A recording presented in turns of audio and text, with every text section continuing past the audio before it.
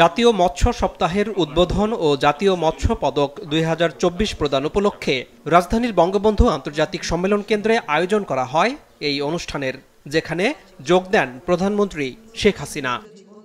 অনুষ্ঠানটি মৎস্য খাত নির্ভর হলেও প্রধানমন্ত্রীর বক্তব্যে গুরুত্ব পায় কোটা সংস্কার আন্দোলন ঘিরে সাম্প্রতিক সহিংসতার দিকটি।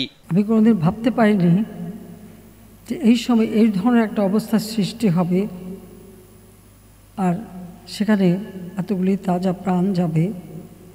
কারণ স্বজন হারা বেদনা নিয়ে আমি বেঁচে আছি। আমি জানি একজন আপনজন হারালে কি কষ্ট হয়। স্থাপনা যেগুলি ধ্বংস করছে সেগুলি তো পুনর্গঠন করা যাবে, কিন্তু যে প্রাণগুলি ঝরে গেল সেগুলি তো আমরা ফিরে পাবো না। একটা ঘটনা ঘটিয়ে ঘোলাপানিতে মাছ শিকার করে দেশকে পিছনে টেনে নেওয়ার এই চক্রান্তে যারা জড়িত, সেটা আপনাদের খুঁজে বের করা উচিত। আজকে বাংলাদেশ বিশ্ব উন্নয়নের রোল মডেল, সেই মর্যাদাটাকে কেন নষ্ট করা হলো, সেটা বিচারের ভার আমি আপনাদের কাছে, দেশবাসীর কাছেই দিচ্ছি। এই ঘটনার যথাযথ তদন্ত ও বিচারের জন্য আন্তর্জাতিক সংস্থার সহযোগিতাও চান সরকার প্রধান। জুডিশিয়াল কমিটি করে দিয়ে, এবং আজকে আবার আমি নির্দেশ দিয়েছি, আমরা একজন জজ সাহেবকে দিয়ে করেছিলাম, সেখানে আমি বলেছি আরও দুজন জজ সাহেব দিয়ে, আরও দুজন লোকবল বৃদ্ধি করে দিয়ে এবং তার তদন্তের পরিধি বাড়ানো।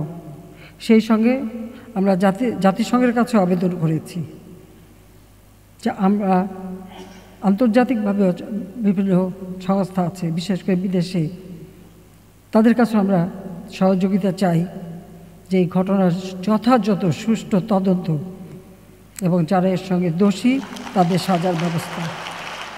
যারা আপনজন হারিয়েছে তাদের প্রতি আমার সহমর্মিতা জানাই, কারণ আমি নিজে দেখেছি।